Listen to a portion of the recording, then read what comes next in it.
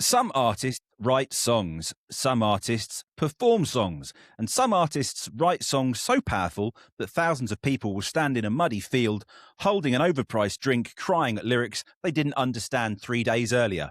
Welcome to Tracks on Trial, the podcast where we put music in the dock, overanalyze it publicly, and decide once and for all whether it's a topper or a flopper.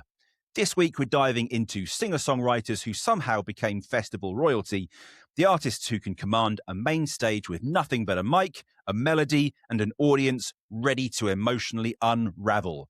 Big feelings, big choruses, and absolutely no acoustic guitar stereotypes. Probably. Strap in because this one's got feelings. Roll the intro.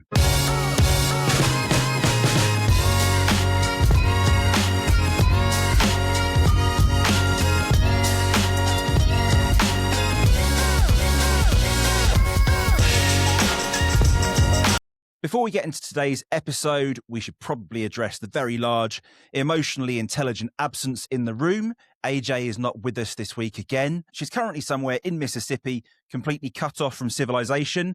No power, no water, no roads, and somehow still responsible for keeping 5 children alive using nothing but firewood, determination, and what I assume is pure rage. While we're here discussing singer-songwriters and emotional nuance, AJ is out there building shelters, chopping logs, and staring down winter like it personally offended her. But in all seriousness, at this point, she's less podcast host and more post-apocalyptic folk hero, which is tragic because this episode, emotional lyrics, vulnerability, introspection, is absolutely her domain. Instead, she's probably listening on 1 bar of signal thinking, yeah, that lyric's fine, but could it survive a blizzard? So in her absence, we've decided to honour her the only way we know how, by being wildly underqualified to discuss feelings, overconfident in our opinions, and completely unafraid to say things she'd normally shut down immediately. AJ, if you're listening from your frozen cabin of sadness, chopping wood, raising children, and proving once again that you're the toughest one in this podcast, we miss you. And we absolutely are going to misrepresent you for the next hour or so. 100%. Absolutely. But of course, as always, my main man Andy is with me, a man who respects singer-songwriters in theory, but in practice would prefer them maybe to just calm down a bit, stop feeling things, and play something instrumental instead. He's here to remind us that not every emotional breakdown needs a melody and that vulnerability should always be kept at a sensible British distance. Andy, lovely to have you, as per usual. Always, mate. Good to be here again. Looking forward to this, as always. And yes, AJ, we do look forward to your stories we've received gradually through the middle of the night, surviving on a flame and a burn. Exactly. And we feel for her even more because she's meant to be off to attend the Grammys this weekend, but she's stuck in a snowdrift, the poor thing. We probably shouldn't rib her too much for that one. No, probably not. That would be really unkind. That would, wouldn't it? You know, well, I mean, what could be better? Sitting there in front of a massive, well, probably the most prestigious music award show in the world, or at home with your 5 children. Surely it's got to be the latter, or our kids are going to be damaged for the rest of their lives. Absolutely. There's nothing more important than quality family time, even if it does mean complete isolation for over a week with no heat, no running water, and all the rest of it. Must be running out of food by now. She'll have gone out hunting hares and deer and the like. Oh, absolutely. And those batteries would have been long gone by now as well, wouldn't they? Oh, blimey. Yeah, all used up. I hope she's got rechargeables. Yeah, well, it might be back to the old-fashioned days of having to use your limbs. Quite, yeah. And with that safely put to bed, this week's theme is singer-songwriters as festival favourites. Not the stripped-back acoustic corner of a cafe type, but artists who write their own material, carry huge emotional weight, and somehow translate that into massive live moments. These are the acts that turn a field into a choir, the ones whose songs hit even harder with 30,000 people singing along. So today we're asking, what makes a modern singer-songwriter festival ready? Is it the lyrics? Is it the hooks? Or just knowing how to make a crowd feel something? Let's get into it. Let's do it, Sam. All right. So Festival crowds are ready, the voices are warmed up, lighters, foam torches reluctantly raised. Flags down, everyone. Flags down. And that is it. Right, shall we start with a quick fire round just to get us going? Let's do it. Okay, where is my sexy lady with her countdown? Yeah, they're always hiding. They're always hiding, the sexy ladies. I know, especially from thee and me. And me. Apart from my dear wife, of course. Yeah, and mine likewise. Always on call. She's always there for me, my beautiful wife. Always. Love you, darling. Right, here we go. I'm going to begin in case you hadn't figured that one out. 3, 2, 1. 15, 14, This song 13, feels like emotional 12, chaos in the best way. 11, It's 10, raw, uncomfortable, 9, and completely 8, honest. The kind of 7, track that sounds like it was 6, written in one 5, breath and 4, never overthought. 3, Lola doesn't 2, polish the edges, 1, and that's 0. exactly why it works. Lola Young, Messy. The biggest viral hit of 2025. Absolutely blew the hell up, threw her straight into global stardom and therefore on lots of festival circuits last year. What do you think of this tune? I don't mind it. I've not heard a lot of it till I sort of researched it, but I just want to check, was it her music that blew her up, or was it the fact that she passed out on stage that blew her up? Well, she had already blown up well before she passed out on stage. I'll give her a dues then. Fair enough. Kudos. But yeah, she had to take some time off after that, obviously, because she wasn't very well. I don't know whether it was burnout or overwhelm or all sorts, but you know, going from playing much smaller shows and gigs to here's a full festival crowd, and you know you're going all around the world with a super busy, hectic schedule, and you're on Jimmy Fallon, and you know, so many of them, isn't there? There's loads and loads of those host things now. Like, how late are their nights? Well, they had the Late Show, and there's also the Late Show, and then there's people on different networks. And then it's like, wow, okay. Yeah, well, I suppose people watch them, so there must be a market. Yeah, absolutely. I mean, the one who I've occasionally been referenced that I look similar to and shares a surname to me in a certain BBC sitcom did very well for himself as well, didn't he? On the Late Show in the US. Yes, or the late one, or the late one, or tomorrow morning but late last night one. Yeah, exactly. Was he West Country in the famous Gavin and Stacey? No, he's one of you boys, mate. He's Essex boy. He's Essex. Oh yeah. Smithy, the Essex boy. Yeah. But he's obviously, it's based in, what's the island? Wales, but on Barry Island. Barry Island. That's right. Gavin and Stacey viewers, if those of you who aren't probably English and don't understand what we're talking about, huge hit in the UK. Anyway, disgraced himself, didn't he? James Corden can't get a job now. Got a bit up himself, didn't he? He did. Got a bit uppity. People had enough of him, and he's burnt too many bridges, I think. Yeah. Well, I believe the official story was they were homesick. They wanted to come back, get his kids back, rooted in England.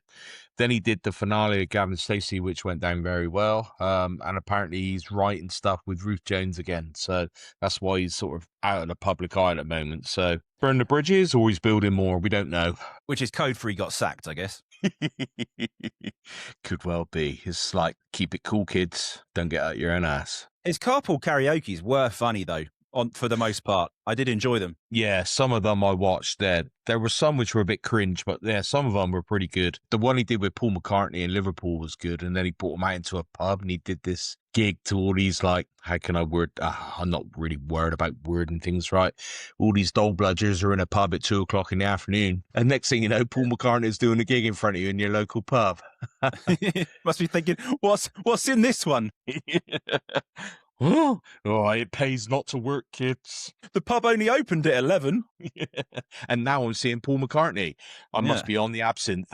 Yeah, exactly. Seeing the green fairies. The thing that I liked about those carpool karaokes, for the most part, was that these people that you assume would be quite uppity and take themselves very seriously, you saw them relaxed and having a joke and a laugh, and for the most part, not all of them. I mean, who knows what went behind the cutting screen, you know, but it looked pretty good. The best one ever, though, was he did one in character as Smithy for comic relief with George Michael before he passed. And it's a comic relief sketch. He completely took the piss out of George Michael. You know, George is there like, oh, let me drive. I ain't letting you drive, George. Last time you drove, you were falling asleep, stoned out your head at the wheel and all this sort of thing. You know, and fair play to George Michael, man. He went right along with it. He was a top bloke, George Michael. Did a lot for charity behind the scenes. And he can really take the piss out of himself as well. Yeah, well, I don't know all that much about his life. I know the obvious things, but written a hell of a lot of great music. And and what a voice live as well. You know, you could do it live as well. Yeah, he's a lot more come out of him, which a lot of people didn't know after his death, and just kind of shows what a stand-up guy this bloke was. You know, so rest in peace, George. Absolutely. Right, your first quickie. Here you go, Smithy. 3, right on. 2, 1.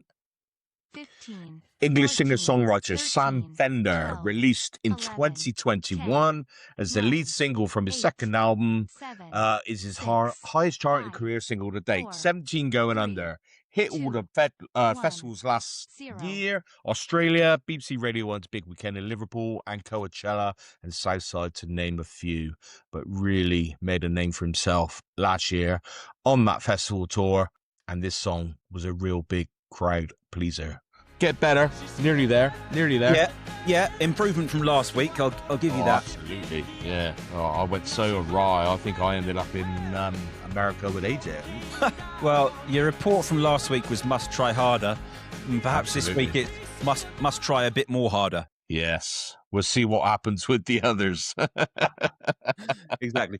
Yeah, Sam Fender, he's been in the A tier in the UK for a number of years, and certainly doing festival circuits for a number of years in the UK, but just now starting to get around the globe a bit more, I think. Yeah. He did a big one out here, like a big tour out here in Australia, and at the start of 2025, I think it was. And was it the start of 26? No, it won't be that. That's now, isn't it? Yeah, last year.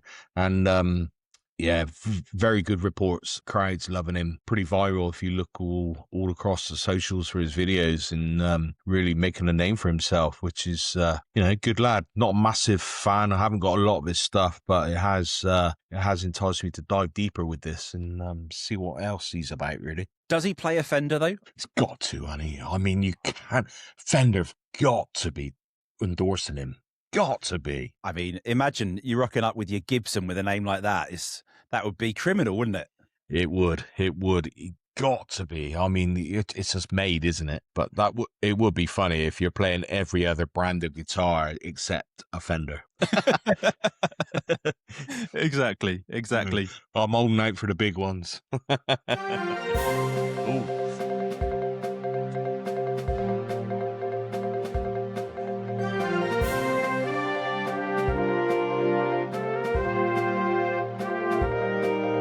One day I'm going to let that play all the way through because I love it. I'm putting my glasses on for this. Yes, sir. It's that time of the week for the Singer-Songwriter Festival favourite satirical news of the week. Let's go. Festival confirms 78% of singer-songwriters now begin sets by saying, "This is a very personal song." Remaining 22% reportedly say it after the first chorus instead. Audience unsure whether to cry or start filming during emotional acoustic breakdown. Several attendees seen doing both simultaneously. Singer-Songwriter announces new album inspired by a difficult time. Fans praised the bold decision to explore a topic never before attempted. Festival crowd pretends they discovered artists years ago after hearing them once.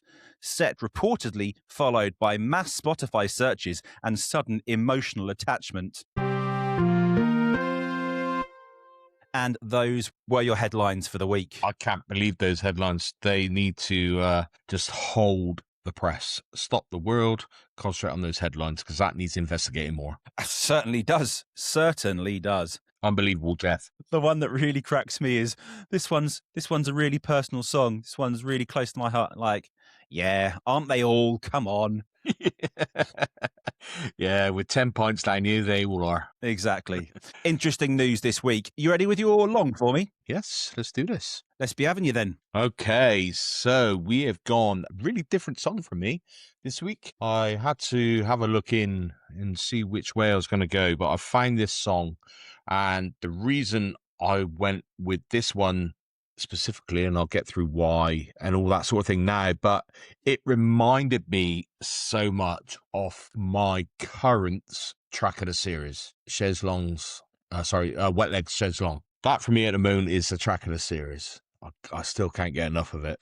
And I watched the live video of them at a festival playing it, actually, and she's cracking right up. But and they ended up residing in Bristol towards the end, which is cool. But anyway, this song I'm talking about now, Charlie XCX, wasn't a massive fan of her, but I dove deep on this. And she has done a song with Billie Eilish. It's called Guess. I had a dig at it, and it reminded me so much of Wet Legs Chaise Long. So Guess received positive reviews from the critics and entered the top UK single charts at number 12 and on the Billboard Hot 100. It hit the charts in Australia, Ireland, Lithuania, New Zealand, and peaked in the top 10 in Canada, Norway, and Sweden. This was also Charlie's first UK number one as a solo artist. In May 2024, Billie Eilish stated in an interview with Zane Lowe that she'd been in the studio for the first time in a few years and had recorded a song with an artist she was a huge fan of. Oh my God. She had previously mentioned that she hadn't done collaborations previously due to nervousness. Charlie expressed an interest in collaborating with Eilish as early as 2017, but he couldn't get it going. So anyway, they got together and they started teasing the fans with just pictures and artwork all over the socials, and they both kind of wear very distinctive clothing, and it quickly picked up. It then became a huge hit, and Billie Eilish actually played live with her on the festival circuit, notably at Coachella. Now this, she really got critically acclaimed, her whole set, and Billie Eilish come out and done this song with her. Also on the back of that, so that was April Coachella, Glastonbury last year. She nailed it whilst playing all over Europe as well. Eastern Europe, Scandinavia, even coming down to South Korea. And then she also did Red and Leeds as well and smashed it. So I dove into that. Very popular artist, not my bag, but this song, I think, is brilliant. Absolutely brilliant. And it just reminded me so much of Wet Legs. So this is my song for the long play. This is up for verdict here today. See what you think of this. Charlie XCX. Guess. You wanna put them in your mouth, pull them all down south. You wanna turn this shit out, that's what I'm talking about. Put them in your mouth, pull them all down south. You wanna turn this shit out, that's what I'm talking about. Yeah, try it, lick it, spit it, pull it to the side and get all up in it. Wear and post and might remix it, send him to the day, I think he's with it. Try it, lick it, spit it, pull it to the side and get all up in it. Wear and post and might remix it. For lunch, it's so delicious.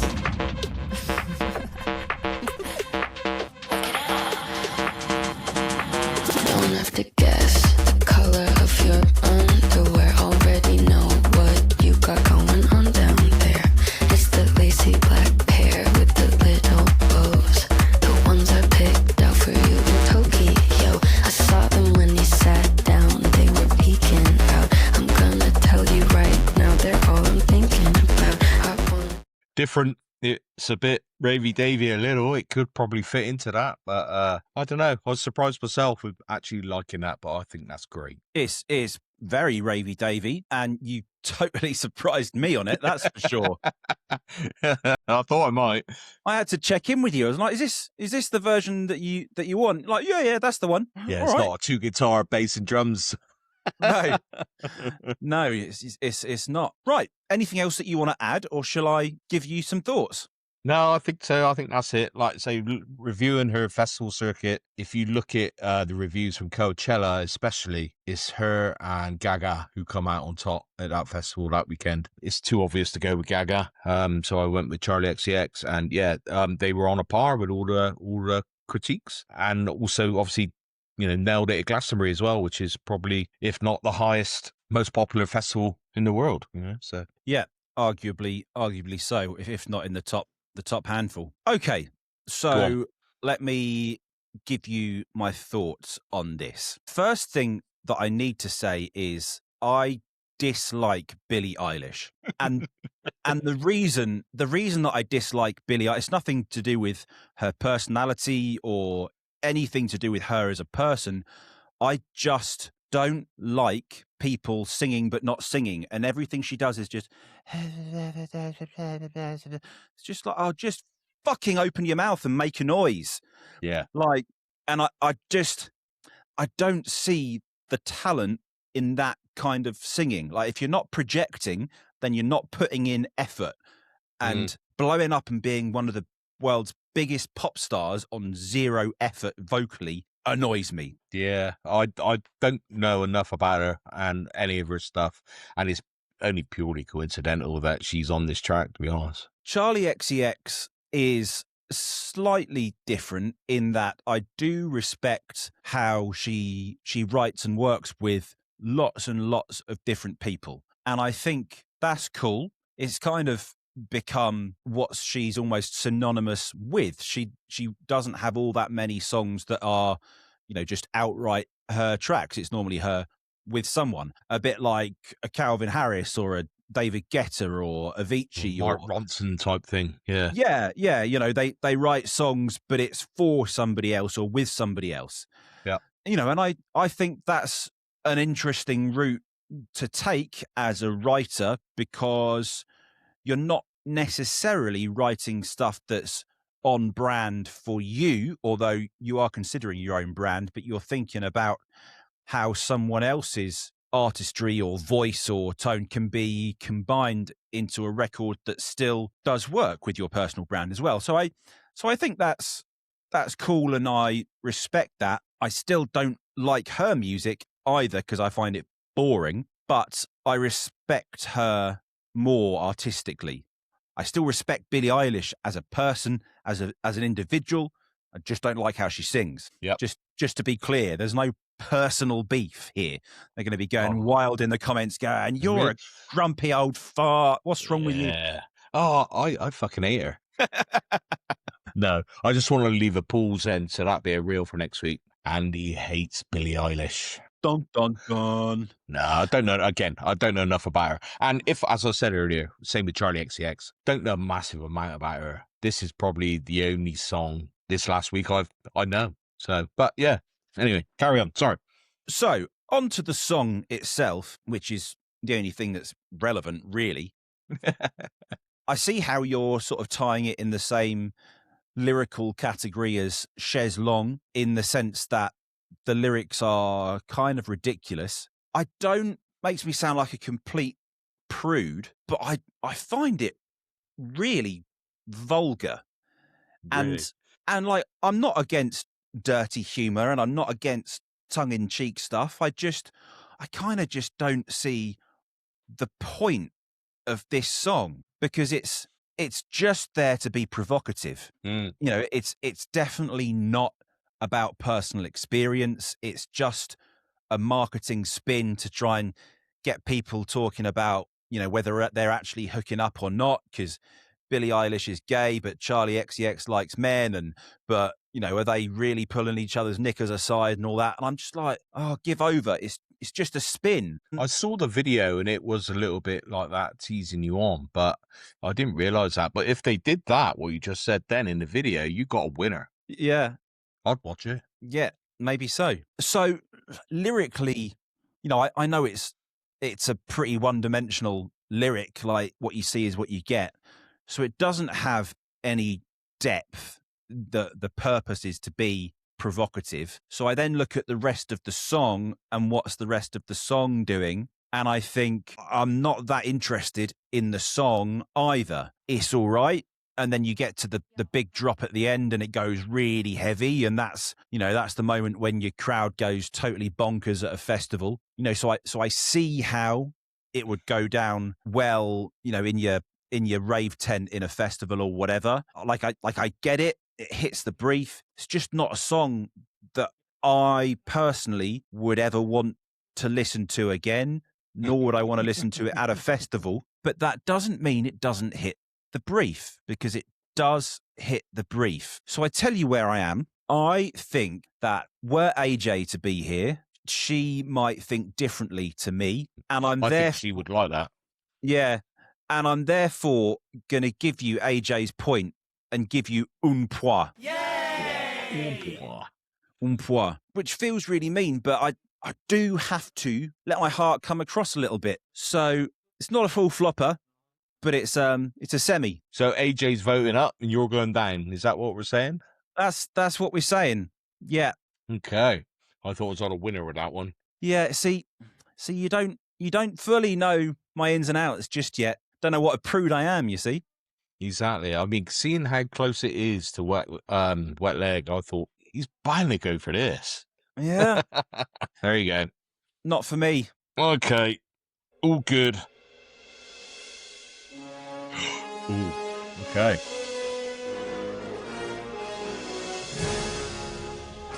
Marty.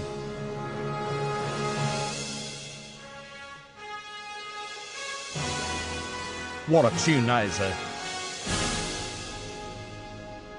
What a theme tune. What a piece of music that is. Oh, rousing. Absolutely amazing. Is it John Williams? It must be John Williams. He wrote everything, didn't he? Oh, I think so. We'll have to double check that, viewers, but yes, I think so. But it can mean only one thing, Sam. Tracks Back from the Future. Way. Round 2, here we go again. I've got 4 years to beat. That's my You have. This week we have 4 tracks and a little bit of spill on it, a little bit of topical link to these tracks. So these are all singer-songwriters. The versions you're going to hear were all recorded at a festival. They're all at the same festival. They're all at Glastonbury Festival. Okay. So I'll give you that one. So I think you will know the artist and the songs. I just need the song, not the year they were released, the year they were performed at the festival you're hearing them sing at. 4 different years. So 4 different songs, 4 different artists, all performed at Glastonbury on different years. What was the year they performed at Glastonbury? Oh, well, that's even harder than than what it was last week. And the other little tenuous link, I was present at all of these gigs. Right. And I saw all these artists play these songs. Okay. If that narrows it down or not, I don't know. Well, I know you've been in Australia for, 5, 6 years? 10 years? 7 years, yeah. 7 years. And I'm guessing you haven't been to Glastonbury in those 7 years. Absolutely not. So what does that gets me back to 2019, 2018, yeah. All right, I'll give you so you could probably go forward. I haven't been since I've been a father, so my son was born in 2014, so I'll give you a little helping hand there. Right, well, let's see how we go with number 1. Here she blows. Go for it.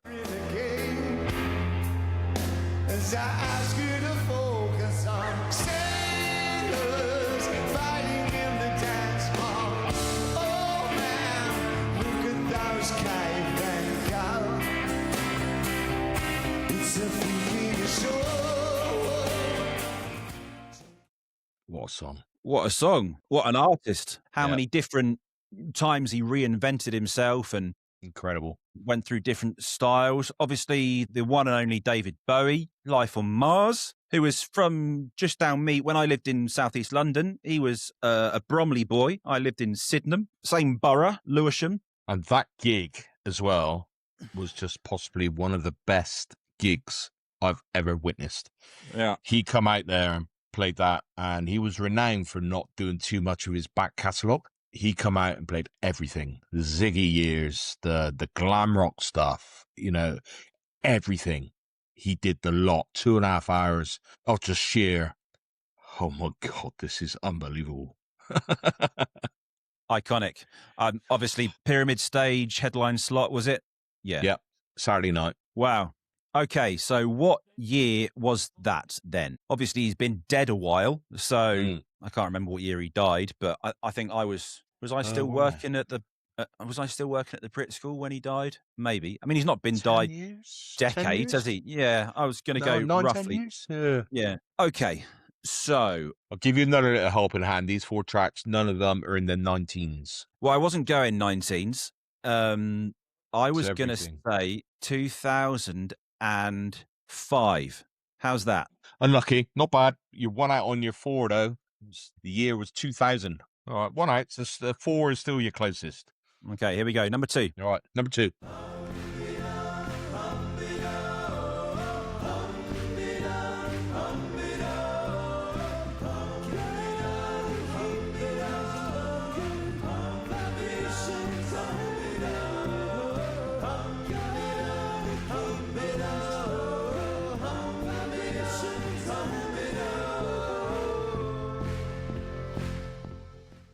Well, I don't know the song, but I feel like I know the sound of the artist, which I'm guessing is Beach Boys. Yes, so Brian Wilson, Right. when he obviously Beach Boys split a long time ago. So before you go into the song in a year, so Brian Wilson, and what he was due to record after Pet Sounds was Smile, and then he went a bit doolally, and the rest is history. So around this time, just before this time, which you're going to have a stab at, he went and re-recorded Smile, and that is the version of this song. So this song was originally done by the Beach Boys, but he just redid it for the Smile album. So it's one of their big famous hits. Right. I have to say, for my sins, I haven't plunged deep into the Beach Boys back catalogue. I know the really, really obvious ones, and those kind of tight vocal harmonies. Are they four-piece vocals, are they? You know, they Originally, yeah. Well, it's almost like barbershop style, isn't it? In many ways, in terms of how tightly they sing together, and all that. A lot of bupshu waddy waddy, as it were, which you've got in this track that you just played. In terms of the year, I really have no clue, so I'm just going to take a punt and say I'm going to stick with 2005. 2005. Yeah! Back of the nets. Nailed it. Oi, oi, oi, oi, oi. Yes, 2005. That was my last year at Glastonbury. I attended. That was my 8th year. Wow. So that was Good Vibrations. And he changed it a little bit when he recorded Smile. Now, a great story about this when he come out. So he played the Legends slot on Sunday afternoon, which is about 4:30, something like that. That year, the weather it wasn't hot, it wasn't wet or mud. And I've done both, but it was just kind of overcast, mild, no real sun, but it was warm. He walked out on stage with his band, and his band were a Beach Boys tribute band, 15 of them, right? And they sang better than the Beach Boys did. He heard them, came across them, and then asked them to be his backing band, which obviously you're not going to say no, are you? No. And they came out, and as he walked out on stage, he had a Hawaiian shirt on, came out, and the clouds just parted, the sun come out. He sat down, just started playing his piano, and he just went, I thought I'll bring some Californian sun with us. And it was just like, and that was the biggest crowd in the 8 years I was there. That was the biggest crowd I've seen at the Pyramid Stage for that gig. Unbelievable. And he played everything. It was brilliant. Yeah, right on. Well, as a quick intermittence, what's the word I'm looking for? Intermittence? Is that a word? I don't know. It is a word, I think. Like a little break in the middle of something. Oh, intermission. Thank you. I knew it didn't sound right. Intermission. So after I left uni and when I was touring with my band and stuff, I was a licensed doorman. So one of the things that I did as a licensed doorman, amongst many other jobs, was that I worked the whole festival circuit in the year 2009, summer of 2009, I believe. Okay. I went to them all. I did Isle of Wight, Festival, Camp Festival. I was at Leeds, Glastonbury, Latitude, Wow. like literally every festival, one week after the other through the whole summer. It was exhausting and filthy, but the pay wasn't too bad. 12-hour shifts. Doing security? Doing security. All right. But that year was the year that Michael Jackson passed away whilst Glastonbury Festival was going on. And yes, I do remember that. That was because my birthday was always at Glastonbury. Right. 27th of June. And yeah, I think he died on the 26th, the day before. Yeah. And it spread through Glastonbury like wildfire, and everyone thought it was just a rumor, and then people realized it wasn't a rumor, and then people thought that actually he was going to come out and play, and then everybody started playing Michael Jackson tribute songs, just throwing them into their sets. It was wild, like the buzz that sort of thing gets when you're in, you know, an intensified music crowd of however many hundreds of thousands of people you get going to Glastonbury. And real life becomes irrelevant, doesn't it? Because no one's really getting it. No, because you're all in this bubble. Exactly. Anyway, track number 3. Let's continue. Interesting. Go for it. Everybody feel good?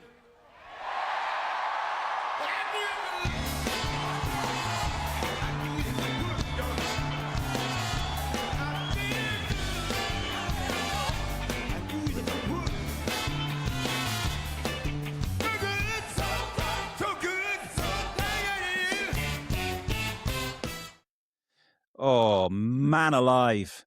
So I got a story about this. Oh, I'll go. But you go. So age 16, 17, my girlfriend at the time, what year would that have been? 16, 17. So we're talking 2003, 2004, which will give you an indication as to what year I'm going to go with. We went up to the City of Manchester Stadium, Man City's stadium, to watch the Red Hot Chili Peppers, her favourite band. And the warm-up was a band called, what were they called? Something like Chicks on Fire or Chicks on something or other. Okay. And they got treated really badly. They got booed, they got bottled, which was really weird. But the support was surprise. It was unannounced. So you can imagine the reaction of the crowd when the support turned up and it was bloody James Brown. No way. And was far and away the best show that I have ever seen. The musicianship, the precision, the performance, you know, and he was old at that point. You know, he died not many years later, but just, my God. I mean, I've seen some cracking modern shows. You know, I've seen Justin Timberlake live. I've seen Beyonce, which I thought was a massive anticlimax. And I've seen Bruno Mars. Bruno Mars is amazing live. Coldplay, incredible. You know, lots of real A-listers. Taylor Swift, I've seen live. You know, obviously my wife dragged me to all of these, you understand. Of course. Obviously, none were my choice. Right. But James Brown, still far and away the best live performance I have ever seen. I'll echo that. I was up there with it before you go for the year. I would say the same. So I saw him there at Glastonbury that year, and his energy, like you said, he died not long after that. The musicianship, you know, there was like 20 of them in his band. Did he have his MC on stage as well? Yeah, he did, yeah. So it took him about 20 minutes to come out because all the MC would sit there going, "Are you ready? James Brown. Come on." He did this for 10, 15 minutes and then started going, "James motherfucking Brown." And it went on. It was like, is he going to come out or is he just going to say his name? But it was brilliant. Absolutely brilliant. Yeah, phenomenal. To the year, I know that we were still going out in the summer of 2004, but we broke up maybe partway through or at the beginning of that academic year, September 2004. So I'm just toying between 2003 and 2004. That is my toss up. I'm going to say 2004. That is my year. You got it right. Nailed it. Yeah. 2 out of 2. Come on. 2 out of 2. Done well. 2004 it was. Yep. Smashed it. Go on then. Last one. I've only gone for 4 this week. So live and let die.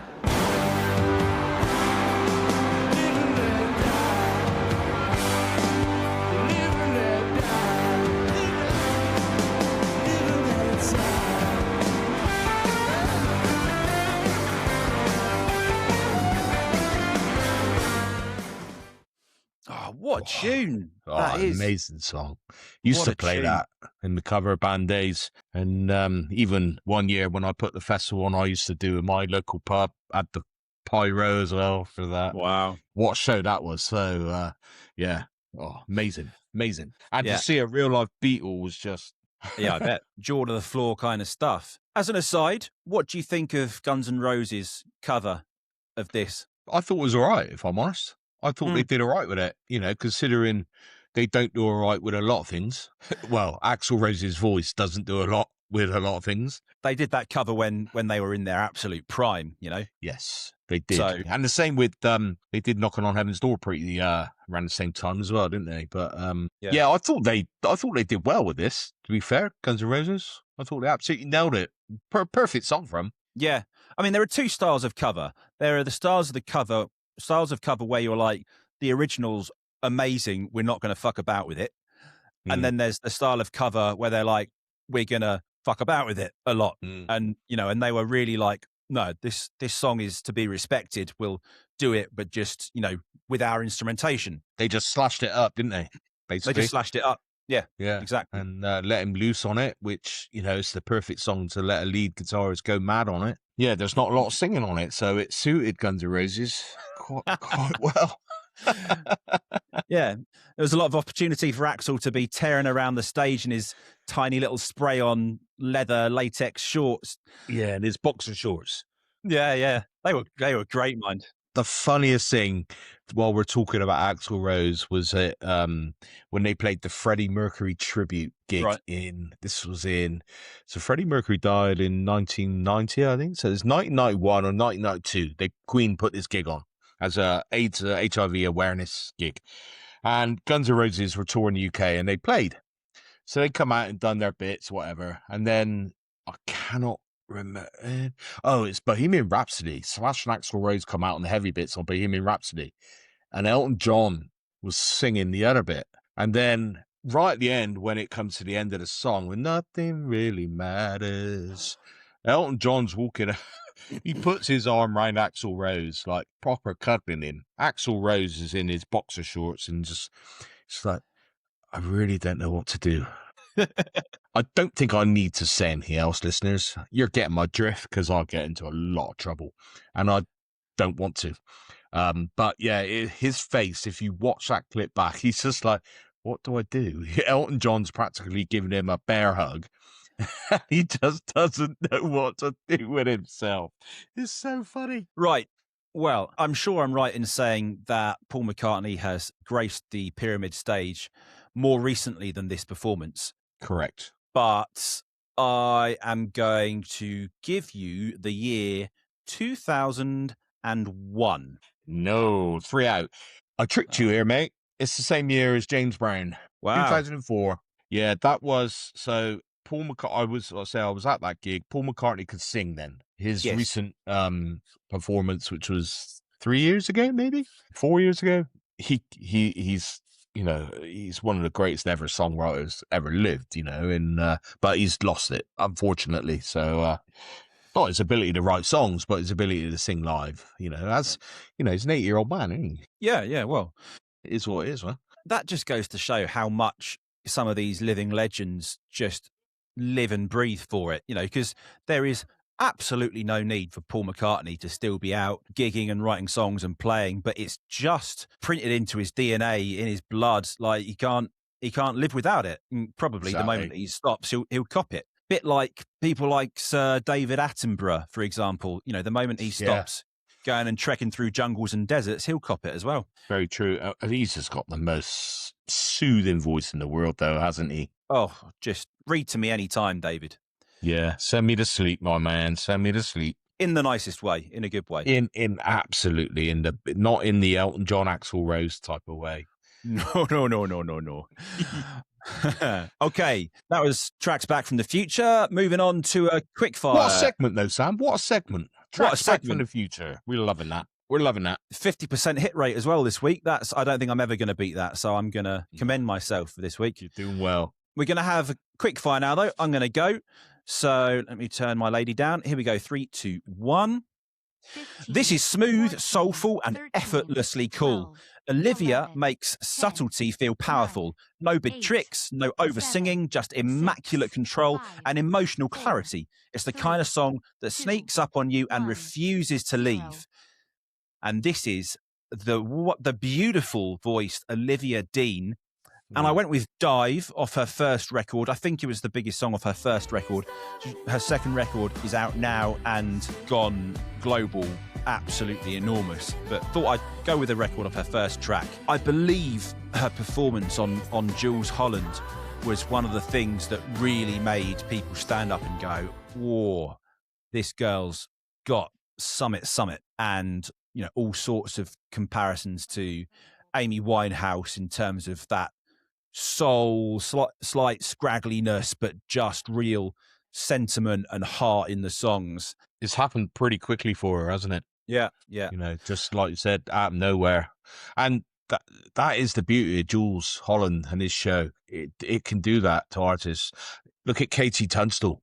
She appeared on there, just played, what's her most, with all her loops, Somewhere in a Tree. Well, anyway, she appeared, she was busking.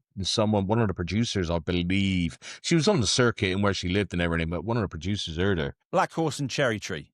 That's the one, thank you. And then invited her on, and she went on just with her acoustic guitar and her loop pedals and went viral, pre-internet viral. So there you go. Dino, little shout out for her. You ready with yours? Go for 3, it, mate. 2, 1. 15. The Seed is a song by Norwegian singer-songwriter Aurora from her third studio album. 8. Played all over 7, Scandinavia and 6, Europe and in 5, Australia. 4. Her show really excelled. 2, It wasn't 1, until she played at 0. Glastonbury last year. That propelled her into worldwide stardom. So this song is The Seed. There's a couple of songs I'm familiar with of hers, but I really love this song. Really mellow, kind of more Chiba-esque, beach house kind of vibes. Mellow, and her voice, like, she's huge in Scandinavia, but yeah, Glastonbury last year took her up to another level, and I think we'll see more from her over the next coming months and years. Right. I've never heard of her. Never heard this song. Have you not? So nice to have something new to stick on the playlist. Thank you. Absolutely. Thank you. I'm going to give you a surprise new little segment, a very short little segment this week, which is called What Would AJ Say? Now, Nice. Now obviously, AJ isn't here. She's currently somewhere deep in Mississippi, surviving off firewood, instinct, and probably a cast iron pan that's older than her grandma. Can you just repeat that first line? She is somewhere with someone deep in someone in Mississippi. She's currently somewhere deep in Mississippi. Yeah. Thank you for clarifying that. Yeah. So let's be honest. If she were here right now, she wouldn't be talking about emotional nuance or lyrical subtext. She'd say something like, I don't care how deep it is. Can I play it loud in a truck? Or that song's fine, but would it sound good while reversing a trailer at night? Or my personal favorite. Yeah, it's emotional, but could I listen to it while chopping wood? And if the answer's no, it's out. No analysis, no debate, just a nod, a shrug, and back to hunting bears.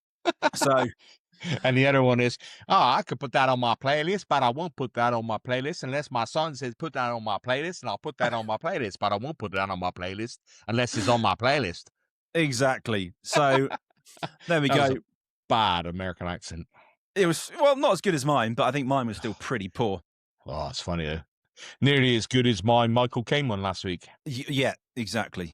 No. But we got to be nice to her while we're doing this segment as well, because we want to butter her up and make sure, she's all cool for when she does return to joining us on this wonderfully smooth podcast. She might even appear buttered up on her chaise along. I hope she's got butter to put in her cast iron pan. Otherwise, her deer meat might get all sticky and stuck to it. True. Or to a skillet, as they say over there. Skillet. In a skillet, yes. Anyway, before my long pitch, we're going to spin some wheels. So just 5 genres left on the wheel. Let's see what we're going to land on.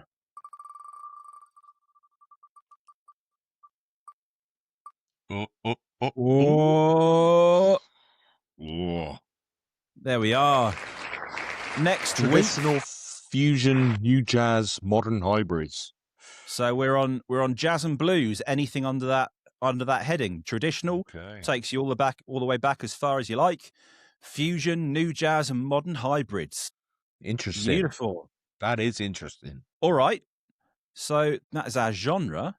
And let us see what is going on with our categories. Again, 6 categories left. This is Five. going to be... Should be 5, yep. Sorry, 5. Yeah, 5. So this is going to be interesting. Here we are.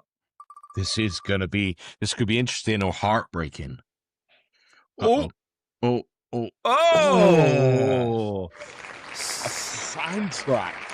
Soundtrack. Okay. I think that's a good pairing. That is a very good pairing, actually.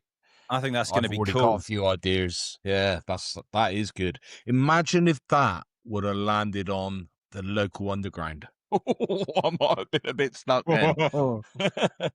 Yeah, that would have been challenging. All right, so we've got jazz soundtracks. That's good. That'd be fun. And we might be back to 3 of us. Who knows?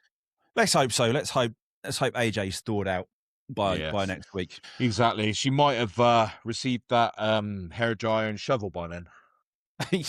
Yeah, exactly. Right, going to give you my long pitch. Are you ready? I'm giving you the similarly viral to Lola Young, but maybe even more so, fabulously talented RAYE with her song "Where Is My Husband?" with an exclamation mark, not a question mark. Not in Mississippi? Not in Mississippi. No, she's not. Husband's not in Mississippi. No, that's good. No, she hasn't found him yet. Before anyone says anything, yes, this one does hit a little closer to home for me, like all of the songs that I'm sharing with you this week. Have you guessed their link yet between Lola Young and Olivia Dean and RAYE and my forthcoming short one? I'm going to say either, not that you taught them, but they were all at the Brit School. I did teach them all. Oh, you did teach them all? Yeah, I taught them all. Wow. So it's all quite a of claim to fame there, mate. Yeah, there's others to put on that list as well. But they obviously owe everything to me because I was their songwriting teacher. So the world has me to thank for their wonderful music, obviously. Yes, absolutely. Yeah. I say that very tongue-in-cheek. They are all incredibly talented students, and props to them for making wonderful careers for themselves. Because absolutely, you only make a career for yourself in music if you work bloody hard. You got to be good, but you got to work your ass off as well. So yeah, very proud to be a small part of all of these kids' journeys.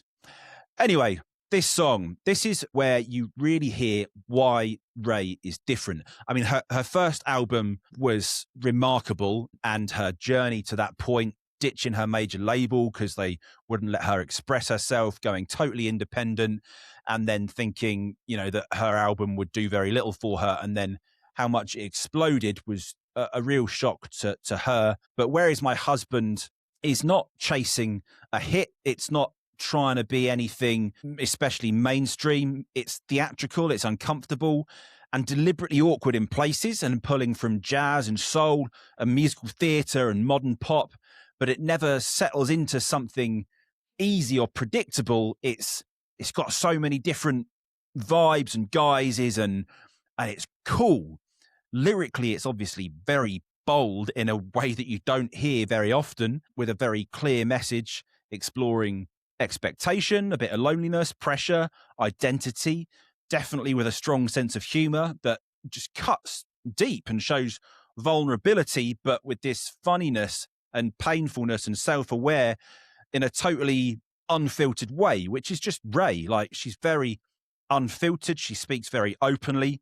If you've ever seen any interviews of her about her opinions on the industry and its traditional male dominance in the back room and songwriting splits and artists getting percentages of masters and all these things, she's very well informed and speaks very openly about them. And props to her for doing that, because there's many an artist who is not willing to do that for fear of alienating people. But she's a very bold, strong-headed young lady who is trying to fight the good fight for songwriters around the world. Anyway, back to the song. What really makes this song work, though, is performance. She plays basically with a whole big band set up, the horns and everything else. And this song lives and dies on delivery. On delivery. The phrasing, the timing, the confidence to let silence sit where most artists would panic. And she just owns it, man. You can hear the years of training in it, her instinct and her lived experience in every line. And it's, it's a perfect example of festival ready singer-songwriter bangeriness, not because it's loud or not because it's simple but because it just grabs you by the balls and demands your attention. So here is Rae with Where Is My Husband? He should have. Everybody turns up in my dress at 2 a.m. and I'm tired of living like this. He must be out to get ready, trying to fix up his tie. Hello, this way your wife is way. Till I get your heart going, I'ma turn it up to found much. I'm gonna love ya, no one above ya. Pray to the Lord to hurry you along. Baby, I ain't in a rush. Just need me. All my heart yearns for you. Is he far away? Is he okay? This man is testing me. Help me, Lord. I need you to tell me. Baby, where the hell is my husband? What is taking him so long before he beat? Oh, baby, where the hell is my lover? Getting down with another. Tell him if you see him, baby. If you see him, tell him. He should have. Tell him I'm kind. Tell him I got brown eyes and a grown fit. Oh, man. So much attitude. What do you think? I have no idea what is going on there. No, I could not understand a word she said. Wow. And yeah, I listened to it a few times and obviously caught the main bits, but I was just like, what are you saying? I couldn't get my head around it. Take that away. Music in it, I think, is really good and it's very very theatrical. That music going on behind, you feel it feels like it's the key part of an Ocean's film or something like that, But the music is brilliant. But I couldn't get my head around the vocal, and I couldn't understand what she's saying. I might actually watch it back on YouTube and put the subtitles on just so I can understand it. But aside from that, it's that sort of music I don't like. I don't like it at all. It just annoys me. I'm a bit like where you were saying about Billie Eilish. Put something into it there. I think those two need to get together and take a bit of her and put it into her, because it's like, just take a bit off. It's too much. Like, chill out a minute, have a breath, relax. It's a bit when the old R&B singers of the 90s, like your Whitneys and Mariah Carey, just go, will you just stay in one octave, for God's sakes? Yeah, it was too much for me. Music was great. If that was an instrumental, that'd be really cool. So I think I might leave it there. Yeah. Would I listen to that again? If it was instrumental, I would. Like I say, I listened to that maybe half a dozen times today on the way home, trying to like it, trying to really get on with it. But I couldn't. I'm sorry, I couldn't. Not my bag, unfortunately. And the more I did try to get on with it, the more it annoyed me. It's like, slow down, breathe. So it's not looking good for me. But I've just had the producer in my ears saying AJ quite enjoyed it. I'll put that on my. She's not Irish. I can't even do the American. Potato. Top of the morning to you, AJ. Is that why you cannot get home? You're in Ireland now. I can't even do that. I can't even work out how an American accent goes now. So, the producer saying she quite liked it. So, looks like you got a point as well, mate. Well, okay. Well, I'll take that point graciously. Mm. You know what I've done again this week is I've thought solely about what I think is a banger and not considered you enough. That's what I've done. It doesn't always work though, because I had you in my foremost of my thoughts with Charlie XCX and that tune, and that backfired. So maybe we just need to revert and go, I don't care what anyone else thinks. This is cool. I'm playing it and hoping that you like it. Yeah. Stop Stop overthinking. I mean, Yeah. I love this song. I think it's an incredible song, an incredible piece of musicianship, like the vocal arrangements, her vocal performance, the band, obviously. But I do see your POV. I do see that it can be too much. It's just like, this is too jam-packed with vocal gymnastics. Like, just chill out, take a breath, define the melody a bit more. Let me understand what you're saying a bit. Like I do. I get it. Now that you've said it, I've never considered it from that perspective because that's not my perspective. But I understand where you're coming from. I suppose really the music you're really into is a little bit similar to that in a way. Well, when there's amazing musicianship on display, I tend to be biased towards it because I'm like, yeah, these guys can play, they can perform, they can sing. That always, raises my me. Your bar? The bar. I don't know. Yeah, makes me more inclined to like it as a whole. Oh, I agree though. Yeah, the musicianship was amazing, 100%. Well, there we go. So, are the scoreboards refreshed? Shall we have a little check of them and They see are. what that does? So this is current pre this week's episode. So, What did you give me? What did I get? I had a 1, didn't I? You got a 1 for. So there we go. So with my long one coming up with a 1 for a brief moment or two there, I joined you with 14 points, and then you've now got a 1 as well. So there you go. You're back in front. Right. By a point. 15, 14, 13. There we go. I genuinely do think that our assessments today have been fair, and we haven't just been fence sitting for the sake of it, of like, oh, I'll just give them a 1 just in case. I think from our genuine reactions, there have been bits that we've liked and appreciated and bits that we haven't, and a 1 feels reasonable. Agree. Yeah, agree. So there we go. Okay, you know what time it is. Ooh, what time is love? It's that time of the week for our quiz. Last little segment of the week. I've got 4 quiz questions for you, all related to the singer-songwriter theme of the week, all with an A or B answer. You got 50% chance of being right. Question number 1. Which singer-songwriter was the first female British artist to win 6 Brit Awards in one night?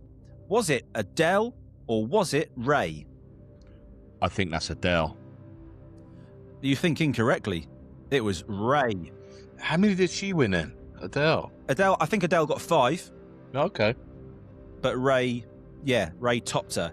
I think it might be the most Brit Awards in a night by anybody. I think it is, male or female or anything. So she broke the record in 2024, I believe, with her debut album, becoming the most awarded artist in a single Brit ceremony. Yes. Wow. Obviously, wasn't much going on in 2024. Not according to you. Question number 2. Which artist wrote their breakout hit while still studying at the Brit School? Was it Adele or was it Lola Young? She's pretty young, isn't she? Lola Young, no pun intended. I'm going to go with her. You would be correct. She wrote and performed early versions of her material while she was still a student. Yeah, wow. She was a really interesting student because she very intelligent in a sort of street smart way, not a great student in the traditional, what you'd expect a great student to be, but had this real inquisitiveness, this real cheekiness, this real artistry. She's been, playing and singing out her songs since she was, 13, 14 years old. You can find videos of YouTube of her when she was, a little nipper doing like open mics and the like London Big Busk or whatever it's called. She's been at it for a long time, even though she's still young. So yeah. Quick question: while you were at the Brit School, were these people you were teaching and whatnot? Did they? Obviously, this is all before they got went on and made a career out of what they were doing. Was there attitude around them? Was there that aura of like, I know I'm good, I'm gonna go and be this, or were they all pretty down to earth and like willing to learn and knuckle down sort of thing? Oh, it depended. No, there was no sort of superstardom, uppityness. I mean, that we had 50 in a year, so they were in a year group of 50 students, and they were all treated the same. There were obviously ones that were slightly more talented, slightly less talented, some that worked harder, some that worked less, some that were already more active gigging and on the gig circuit than others. But no, there was nobody that you were like, this one's absolutely incredible, they're going to be a star. Or And no ego there at all. well, I mean, lots of them had ego, but that's no different to any other school. There are kids with egos all over the shop. Yeah. No, I mean like, musician ego sort of thing. Not really. Yeah, okay. Generally speaking, people were part of the team, and played the game, and because they were thrown into all sorts of different ensembles, playing with all different musicians from their cohort. And there are always exceptions and people acting like a bit of a div, but no, I would say on the whole, people were very respectful of each other. Fair enough. Ultimately, they're all trying to be artists of some sort. They're all trying to build a career in music, working towards the same ends. So, yeah, a lot of respect between one another. That's good. Anyway, question number 3. Which singer-songwriter headlined Glastonbury after initially being booked on a small stage? Was it Olivia Dean or was it Billie Eilish? I think that's Billie Eilish. Yes, Billie Eilish. Yeah. I don't think Dino's played a headline slot on the Pyramid. She might have performed on the Pyramid stage before her solo career blew up. She was singing for some time with, I can't remember their names now, but a couple of like big, almost like dance acts. Oh, okay. Can't for the life of me remember their names. It'll come back to me once we finished. Mm. So she probably has performed main stage, Yeah. but no, I don't think she's headlined it yet. No doubt it'll happen. Yep. It certainly will, yeah.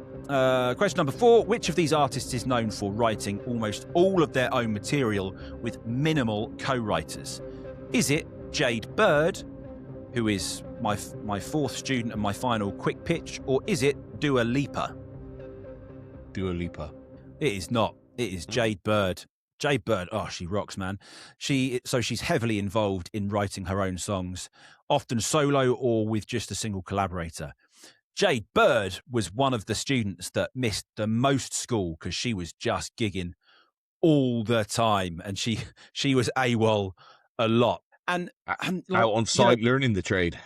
Well, that's it. Like when you're trying to teach a student how to build a career in music, and they're already out doing the career in music, you can't really get in a piss about it, can you? Because it's like, well, yeah, you don't need me then, do you? Exactly. And they always say as well, like, you hear them, like, get out there and play in front of 5 people and this sort of thing. Go and play in the dirty pubs in this, the spit and sawdust gigs and all that sort of thing. You got to learn your trade for that. Countless times I played gigs and there wasn't hardly anyone there. But you always take something from it. Yeah. No, and she was wonderful even as a 16, 17-year-old. She had great tone, great delivery. Yeah, props to her. Like her a lot. Yeah, okay. Oh, I look forward to hearing this one in a minute. And she did coincidentally play at Glastonbury last year. Did she? Yeah, right. She did. Yeah. So on that subject, no surprises here. I'm going to give you my final quick pitch.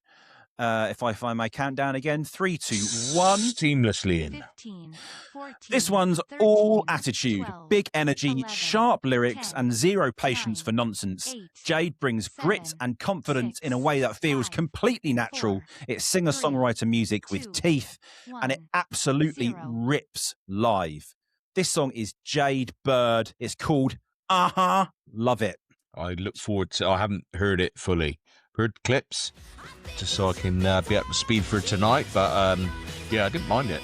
So I think I'll be sticking that one on repeat in the morning on the way to work and giving it a good blast.